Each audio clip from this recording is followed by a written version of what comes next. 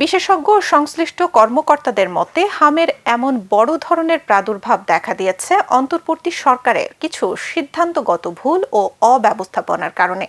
তাদের মতে আগে সফল হিসেবে স্বীকৃত টিকাদান কর্মসূচিতে পরিবর্তন আনার চেষ্টা, টিকা সংগ্রহের দেরি এবং সরবরাহ ঘাটতির কারণে এই সংকট তৈরি হয়।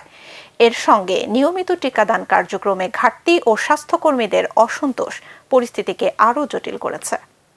বিশ্ব স্বাস্থ্য সংস্থাও জানিয়েছে ২০২৪ থেকে ২০২৫ সালে টিকা সংকট এবং নিয়মিত টিকাদান কর্মসূচি ব্যাহত হওয়ায় এই প্রাদুর্ভাব ভয়াবহ আকার নিয়েছে। বিশেষজ্ঞরা বলছেন, আগে থেকে সতর্কতা দেয়া হলেও কার্যকর ব্যবস্থা না নেয়ায় পরিস্থিতি নিয়ন্ত্রণের বাইরে চলে গেছে। স্বাস্থ্য কর্মকর্তাদের তথ্য অনুযায়ী দেশে ৬১ জেলায় এখন পর্যন্ত ৪৫,০০০-এর বেশি সন্দেহভাজন ও নিশ্চিত রোগী শনাক্ত হয়েছে। হামের সংক্রমণ দ্রুত ছড়াচ্ছে, মৃত্যুর সংখ্যা আরও বাড়তে পারে বলে আশঙ্কা করা হচ্ছে।